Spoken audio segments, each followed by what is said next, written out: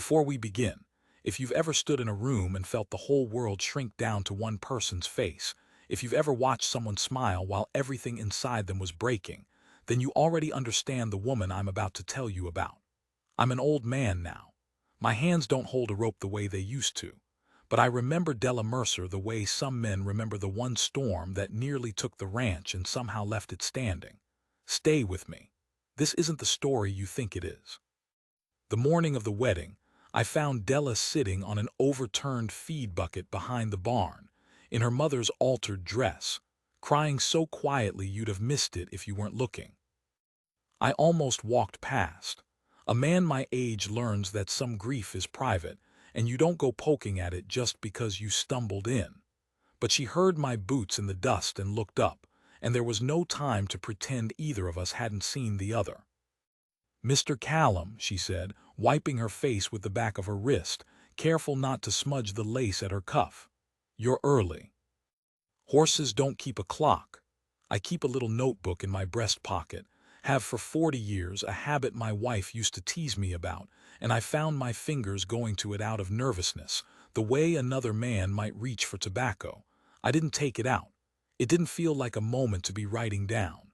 "You all right, girl?" She laughed, and it was the worst sound I'd heard in a long time, because it was trying so hard to be a real laugh. Everybody keeps asking me that today.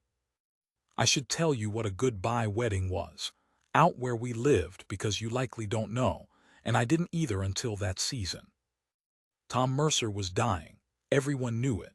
The doctor from town had come out twice and left both times with that flat, folded expression men wear when they've run out of things to offer.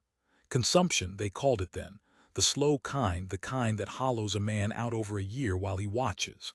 Tom was Della's father, and he had one wish left in him, one thing he wanted to see before the wanting stopped: his only daughter married, settled, handed off to somebody who'd keep the ranch and keep her. So they arranged it, a goodbye wedding. A wedding held not for the couple but for the dying man in the front row, so he could go out believing his girl was safe. The trouble was the man they'd arranged her to marry. His name was Royce Hallett, and he owned the biggest spread in 3 counties, and he had offered, generously, everyone said so generously, to take Della and the Mercer land both, to fold them into his holdings and see that Tom's daughter never wanted for a thing. It was a good match on paper. It was a rescue. Everyone told Della how lucky she was, and she'd learned to nod when they said it. I'd met Royce Hallett exactly twice. Both times I came away feeling like I'd shaken hands with a locked door. "You don't have to do it," I told her there behind the barn. "I don't know what made me say it. It wasn't my place. I was just the man who broke their horses and sometimes stayed for supper. There's other ways to keep a ranch." She looked at me with an expression I'll carry to my grave, not angry, not even sad exactly. Tired. The tiredness of somebody who's already had this argument with herself 100 times and lost every round. "He wants to see me married before he goes, Mr. Callum. That's the whole of it. That's the only thing left I can give him." She smoothed the dress over her knees. "What kind of daughter says no to that?" I didn't have an answer. That was the hell of it. I stood there with 40 years of hard living behind me, and I couldn't find one word that would help her. So I did the only thing I knew how to do. I went and got the horses ready, and I brushed them until they shone, because if this girl was going to walk into a bargain that made my stomach turn, at least the animals at her wedding would be beautiful. The Mercer place wasn't much, but they'd made it something that morning.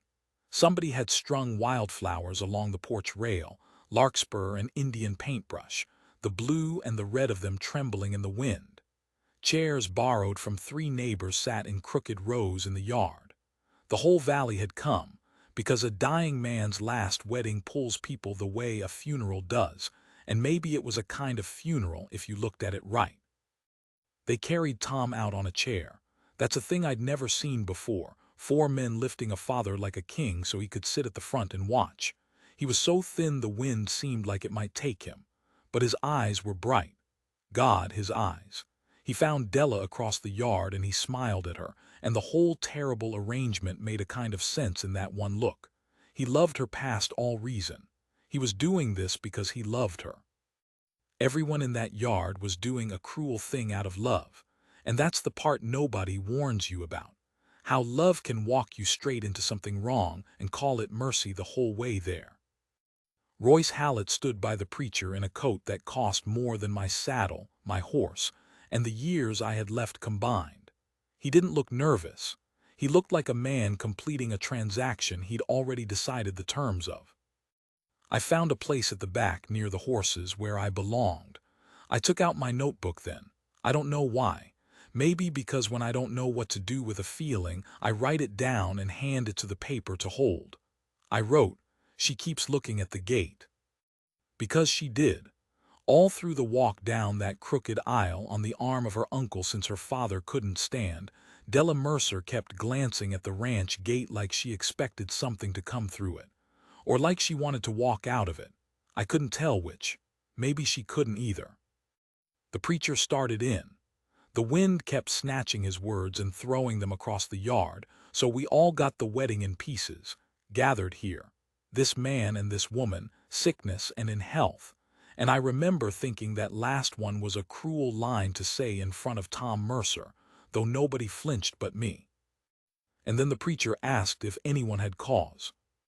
It's a formality. Nobody ever speaks. You say the words and you wait the polite half-second and you move on. Tom Mercer moved on nobody's schedule but his own. "I do," he said. You have to understand how quiet it got. The wind itself seemed to stop and lean in. Della turned so fast her veil swung. Royce's jaw went tight.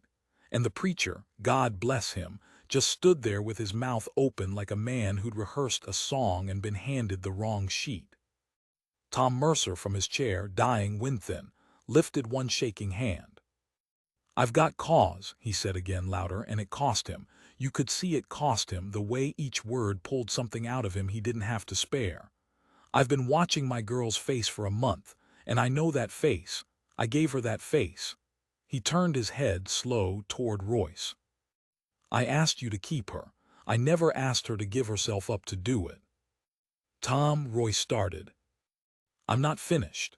And there was iron in it, the old iron, the man he must have been before the sickness ate him down. "I'm dying, Royce, that's true, and I wanted to go easy. I wanted to go knowing she was fixed and settled." His eyes went back to Della, and they were wet now, both of them wet, the father and the daughter across 20 feet of trampled grass. "But I have been sitting here all morning watching my daughter get ready to bury herself so I could die comfortable. And I would rather," his voice broke, came back, "I would rather die tonight with her free than live a year knowing I traded her heart for my own peace." Nobody breathed. "Della," he said her name like it was the last thing he owned. "You don't marry that man, not for me, not for the land, not for anything. You hear me?" And Della Mercer, who had spent a month learning to nod, who had smoothed that dress over her knees behind the barn, and told me what kind of daughter says no. Della crossed that yard in her mother's altered dress, and fell to her knees in the dirt in front of her father's chair, and put her face against his ruined chest, and sobbed like something breaking loose. I wrote nothing. I'd forgotten I was holding the notebook. What happened after is a blur of small things, the way disasters and miracles both dissolve into small things when you try to remember them. Royce Hallett stood a long moment.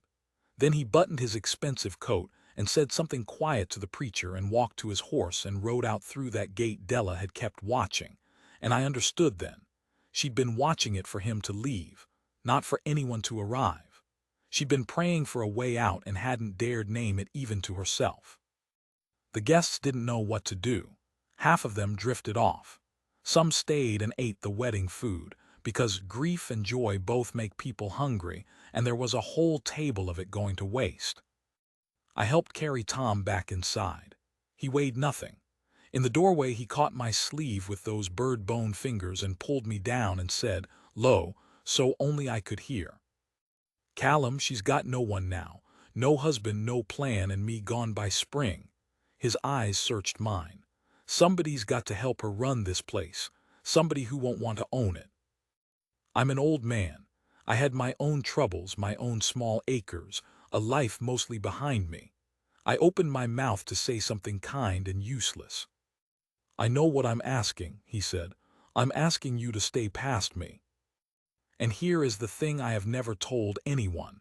The thing I'll tell you now because you've stayed this long and you deserve the truth of it. I almost said no. I had every reason. I was too old, too tired, too done with other people's storms. Then I looked past him to where Della stood in the ruin of that wedding, still in the dress, dirt on her knees, staring at the road where her rescue and her ruin had just ridden off together. And I saw she wasn't crying anymore. She was standing very straight. She was looking at the land like she was seeing it for the first time as hers. Something in her had been set down and something else had been picked up, right there in the yard, in front of all of us. I'll stay, I heard myself say. Tom Mercer closed his eyes. Good, he whispered, good. The wind came back up. It moved through the wildflowers on the porch rail, the blue and the red of them, and carried the sound of it across the whole quiet valley. Somewhere a horse stamped. Somewhere the wedding food sat untouched. And Della turned from the road and looked at the two of us in the doorway, and I could not read her face at all. Tom Mercer did not die by spring. I want to say that plain, right at the start, because everyone in that valley had him buried in their minds already, and there is a particular cruelty in the way people start grieving a man before he's gone, the way they lower their voices around him, the way they look at him like a photograph instead of a person. He felt it. He told me once late, when the coughing had let him be for an hour, and we sat on the porch watching the dark come down over the hills. They already put me in the ground, Callum, he said. Every one of them. I can see it in how they hold their hats. He worked his jaw. Only person who still talks to me like a living man is that girl, and she's the one's got the most cause to start missing me. She did talk to him like a living man. That was the first thing I learned about Della Mercer in the weeks after the wedding. That wasn't. She refused to grieve her father while he was still there to be loved. It sounds simple. It is one of the hardest things a person can do. Everyone else had made their peace with his leaving. Della made war on it quietly every single day by acting as though he had years.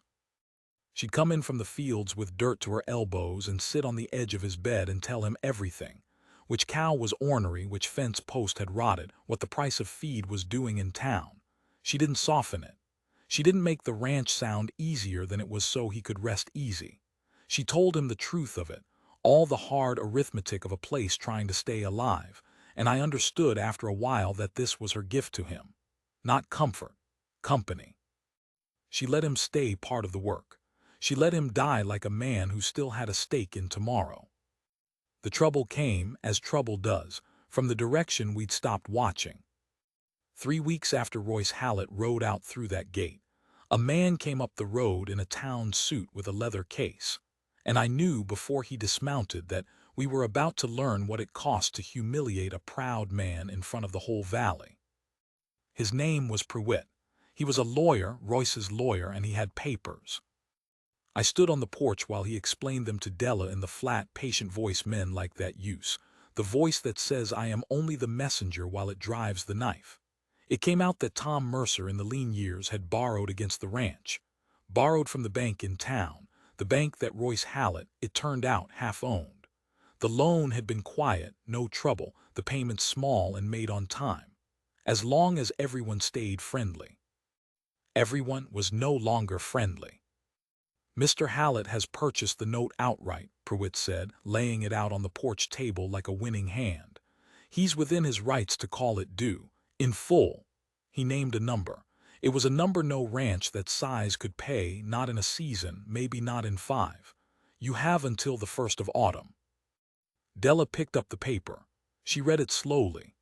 I watched her face and I thought about how she'd looked in the yard on the wedding day, that same straightening of the spine, that same setting down of one weight and picking up of another. He's doing this because I didn't marry him, she said. Not a question. Pruitt had the grace, at least, to look uncomfortable. I only carry the paper, ma'am. You can tell him, Della said, and her voice was very level, that I understand him now better than I did at the altar, and that I'm still glad I didn't do it. She folded the paper. You can tell him that too. Pruitt left. The dust of his going hung in the road a long time. I found my notebook was in my hand again. I wrote she didn't cry. She got quiet. The quiet is worse and better both. Here is what I have learned in a long life about the difference between people. It is not what happens to them. Everyone gets the hard thing eventually. The debt, the death, the door that locks. The difference is the half-second after, the space between the blow and the response, and what a person reaches for in that space. Della Mercer reached for the ledger. That night she lit every lamp in the house and spread the ranch's whole accounting across the kitchen table. Every debt, every asset, every head of cattle and acre of grazing and dollar owed and dollar owing. And she went through it like a woman diffusing something that might go off. I sat with her because I couldn't sleep, and because I'd promised a dying man I'd stay past him, and staying meant more than fixing fences. It can't be done, I said, somewhere past midnight looking at the numbers. I'm not proud of saying it, but it was true or looked true. Not by autumn, not honest. Then we do it not quite honest, she said, and for the first time in weeks something flickered in her that wasn't grief or grit. It was mischief. Not dishonest, just not the way he expects. She'd found something in the numbers I'd missed, because I'm an old cowboy and she was her father's daughter and had a head for figures I never had. The note Royce had bought, the debt, was against the land, against the ranch as grazing, as acreage, as the thing everyone valued it for. But the Mercer place had one asset that wasn't in that accounting, one thing Tom had never borrowed against because nobody but him had ever thought it worth a dime. Water. The Mercer spread sat on the high ground where the valley's creek came down out of the hills. Tom had bought those water rights 40 years ago for almost nothing, back when the valley was empty and water was the one thing nobody worried about. But the valley wasn't empty anymore. It was full of ranches, Royce Hallett's biggest among them, and every one of them in a dry year drank from water that crossed Mercer land first. He wants the ranch, Della said slowly, the lamplight moving on her face. He never once thought about the water. Nobody does, it's just always been there. She looked up at me. But if I sell the water rights separate from the land to the other ranchers, all of them, split up so no one man controls it. I saw it then. God help me, I saw the whole beautiful shape of it. Then you raise the money to clear the debt, I said, and you make yourself the most important person in this valley in the doing of it. And Royce Hallett, Della said, and there was her father's iron in her now, forged fresh, spends the rest of his life buying water from the woman he tried to ruin. It wasn't easy. I won't pretend it was easy or quick, or that it went the way the telling makes it sound. Nothing worth doing goes clean. She had to ride to every ranch in the valley, some of them a full day out, and sit in kitchens with men who'd watched her almost marry Royce Hallett and now had to be convinced to trust her over him. Some laughed at her. One old rancher named Sedge told her to send a man to do man's business, and she sat in his kitchen for 2 hours until he stopped seeing a jilted girl and started seeing a shrewd one, and rode home that night with his signature and his grudging respect both. The hardest visit she saved for last, and she made me come with her, though she did all the talking. It was the widow Aldous, who ran the second biggest spread in the valley and hated Royce Hallett with a cold that had frozen over years ago for reasons nobody discussed. Della didn't try to charm her. She laid the whole thing on her table, the debt, the water, the plan, and she said, I'm not asking you to help me. I'm offering you a way to never be at that man's mercy for water again. The favor runs both directions. The widow Aldous looked at her a long time. Then she said, Your father would be proud, and signed. Della cried in the wagon on the way home. First time since the wedding. Not from sadness. From the other thing, the thing that comes when you've been carrying a weight so long you've forgotten it's heavy, and someone finally says the words that let you set it down. Tom Mercer lived to see it done. That's the part I hold on to, all these years later. He lived to autumn, past every doctor's guess, and I have come to believe he did it on purpose, that he decided, in whatever way a dying man can decide such things, that he would not go until he'd seen how his daughter's story turned. On the 1st of autumn, Pruitt came back up the road for his money, certain there'd be none. Della paid the note in full, in cash.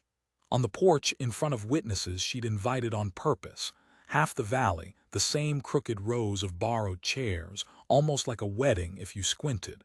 She counted it out into Pruitt's hand slow enough that everyone could see, and when it was done she said, loud enough for the road to hear, "Tell Mr. Hallett the debt is settled, and tell him the creek runs low this year. He'll want to make arrangements for water. My rates are fair." A pause. Fairer than his were. I have never in my life heard a yard go so quiet and then break so hard into sound. Some of them laughed. Some of them just shook their heads at the sheer nerve of it. The widow Aldous, I swear, smiled. And Tom Mercer, watching from his chair on the porch, carried out again, like a king, like the wedding day, but this time to see a victory instead of a bargain. Tom Mercer put his face in his hands and wept, and did not try to hide it, because a man is allowed to weep when he has stayed alive long enough to watch his daughter save herself. He died 11 days later, in his sleep.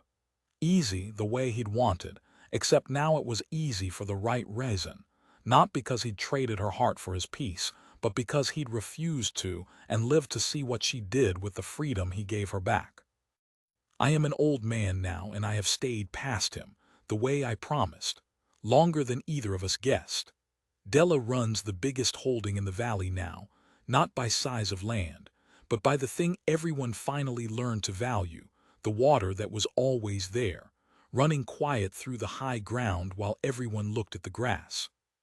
She never married.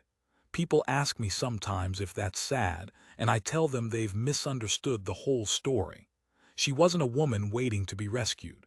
She was a woman who almost got rescued once in her mother's altered dress, and looked into the face of it, and understood that rescue and cage can be the same thing wearing different coats. She keeps her father's ledger still. I've seen it on the shelf, and tucked in the back, though she doesn't know I've seen it, is one page in a shakier hand than hers, the last thing Tom Mercer ever wrote, a few days before he went. I read it once, I shouldn't have, it said only, "They called it a goodbye wedding. I'm glad I ruined it. Best thing I ever did was stand up in that yard and take back the worst gift I ever tried to give her." I keep my own notebooks still, too. 40 years of them now, a whole shelf, my wife's teasing long gone quiet in the ground. The last thing I wrote about that autumn, the night after we paid the debt, I've kept the page open to for a long time. It says, "She stood in the yard where the wedding was and where the paying was, and she looked out at all of it, the land and the water and the people." And I thought. I never finished the sentence. Some things you leave open on purpose. Some things you trust the years to fill.